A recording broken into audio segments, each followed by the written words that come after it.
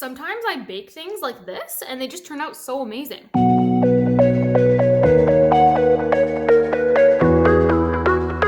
everyone, and welcome back to a brand new video. Today we're going to be baking some coconut cookies and apple cinnamon muffins because I woke up with the biggest sweet tooth and I need it to be satisfied right now. So we're going to go ahead and jump right into this video. So I started this recipe off by adding a 1/3 cup of coconut flour into a small bowl.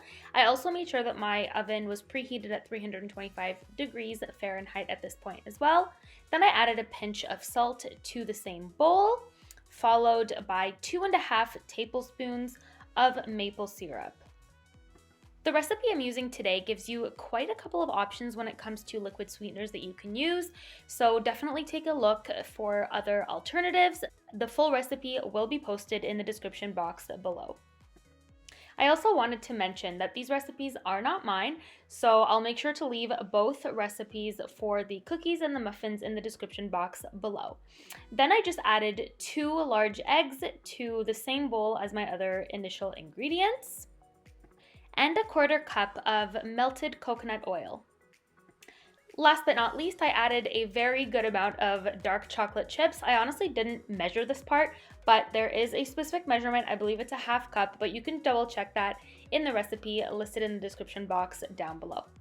Then I just simply gave everything a really good mix until everything was well combined. I have to say that this was possibly one of the easiest cookie recipes I've made in a really long time, and I'm so happy I found it when I was just randomly Google searching healthy, easy snack recipes to make.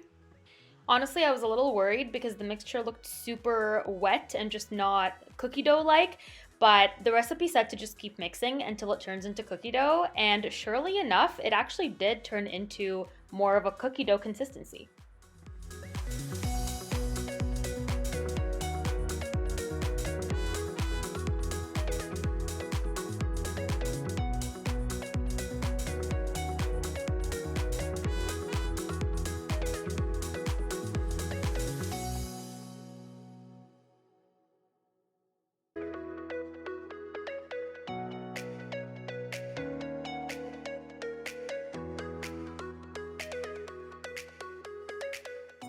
And now for the fun part where I basically just rolled the dough into little balls.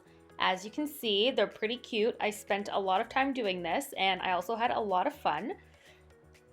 And then I simply just grabbed a glass and tried to crush the first ball, but it just didn't work out. So I decided to just use my hands to kind of crush or flatten the remaining balls of dough.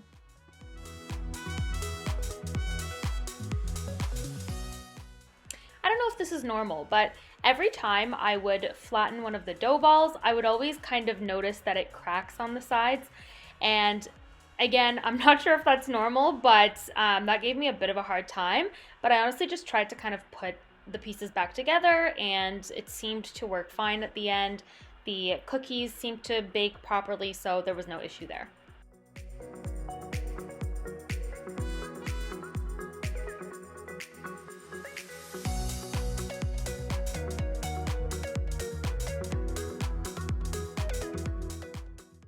So the recipe mentions to bake these at 325 degrees Fahrenheit for about 22 minutes. And honestly, I found that that was just the right amount of time to make them delicious and chewy on the inside. I'm currently having a lovely snack. I'm having a bit of kombucha. This is pineapple flavored kombucha by Synergy. And it's really good. I really like this one. I typically get the cranberry version, but I like it. I kind of like pineapple in this. This is good.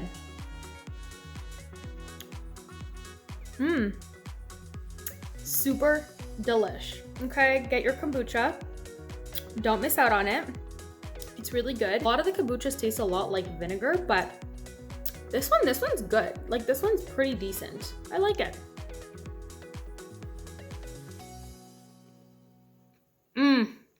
Oh my god. So insanely good. Like, so good. And now we make some apple cinnamon muffins. So I started off by first of all grabbing some paper towel and removing the moisture from my approximately 1 cup of shredded apple. So I believe the recipe suggests to use some type of sweeter apple, for example, a gala apple, just because it'll kind of help to naturally sweeten the muffins.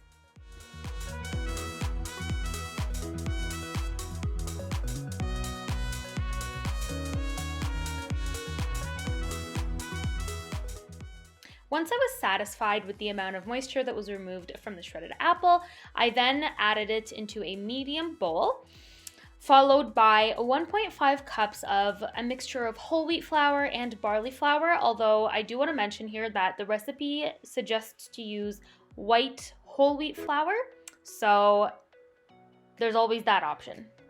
One thing that I love doing when it comes to measuring flour is to always use a spoon to kind of fluff the flour out into my measuring cup, as opposed to scooping the flour directly with the measuring cup itself. I find that it makes a huge difference texture-wise and just provides a lot more moisture for whatever cake or cupcake or muffin you're making. And then of course, I always level out anything that I'm measuring with a knife just to make sure it's exactly the right amount that has been specified in the recipe.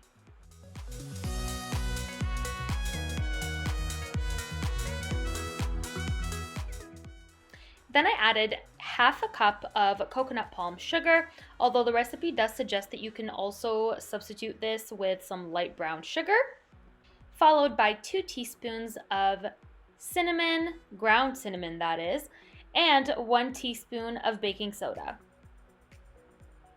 Of course, both leveled off. And that's pretty much it for my dry ingredient bowl. I then just gave everything a good mix just to make sure everything was well incorporated. Now for our wet ingredients, you're gonna wanna use a very large bowl because you are going to be adding the dry ingredients into this afterwards. So I simply cracked 2 large eggs, followed by half a cup of maple syrup, 1 cup of unsweetened applesauce, which I honestly just made myself from some leftover apples that I had in my fridge, half a cup of plain unsweetened almond milk,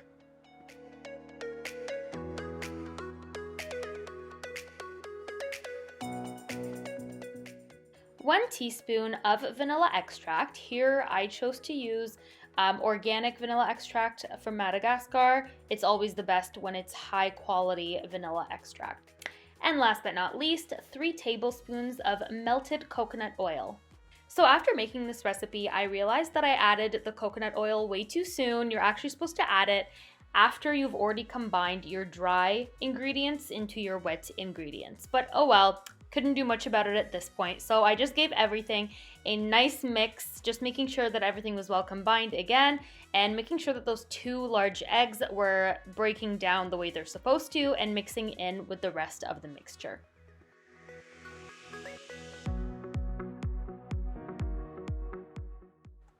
I then added the dry ingredients into the wet ingredients and just gave everything a good whisk, making sure that both the dry and wet ingredients were well combined.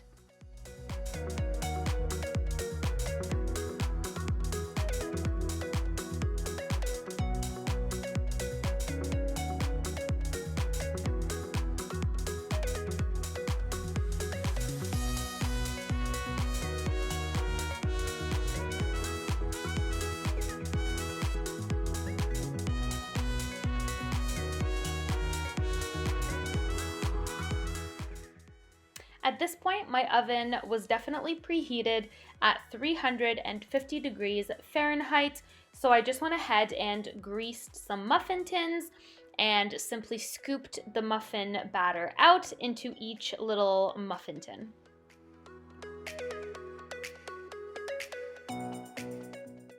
I love using a paper towel to just help me kind of spread the grease out onto the individual little muffin tins.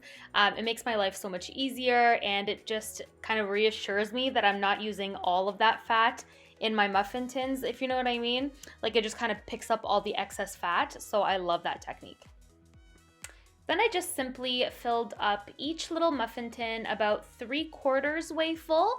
They're pretty much almost full, actually. I wouldn't even say 3/4, but I believe the recipe does suggest to fill them up about three-quarter way full. They do end up being pretty big muffins, so that's always a good thing.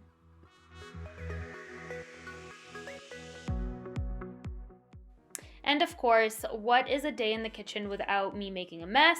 So I just essentially spent some time trying to kind of clean up the sides of this muffin tin, but it's all good. I had fun with it.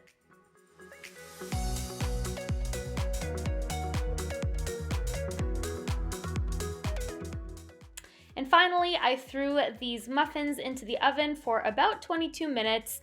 The recipe does suggest to bake them for anywhere between 18 to 22 minutes at 350 degrees Fahrenheit. And honestly, 22 minutes for me was just perfect. These muffins turned out ridiculously good. They were so soft, so moist, and they just honestly melted in my mouth. Definitely a great recipe. Once again, none of the recipes used in today's video are mine, so I'm going to be posting the link to the recipes in the description box below.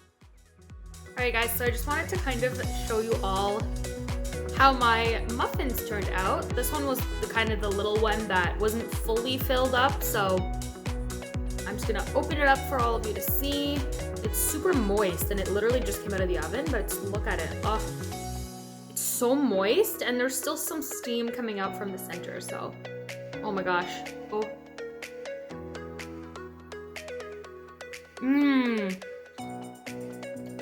Oh my god, it definitely melts in your mouth.